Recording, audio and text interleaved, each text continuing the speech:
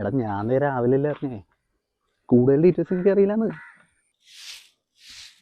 ഓ അലവലാതി തന്നെ ഉണ്ട്. എടാ ഷീല ചേച്ചി കൊടുക്കണ്ടേ, നീ പിരിയേറ്റിട്ട് വിളിക്കാം. ഷീല ചേച്ചി.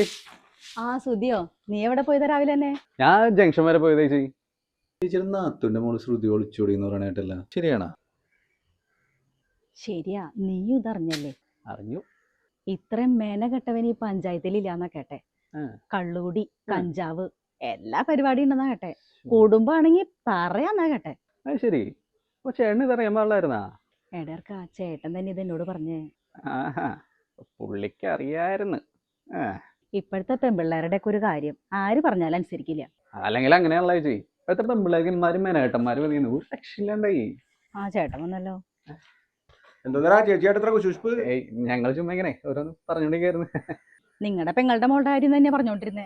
ഓ അത് ഒരു മെന കെട്ടവൻ, നിന്റെ അതേ സ്വഭാവം, നിന്നെ വരച്ചു വെച്ച മാതിരി. ഡേ കന്യായ ഇപ്പൊ കഞ്ഞിയായി, അല്ല ഇപ്പൊ ആവും. കഞ്ഞി കുടിച്ചിട്ടോടാ. പോടാ. ചേട്ടൻ്റെ മോള് സുമി വീട്ടിലെന്താ? എന്താ സുമി?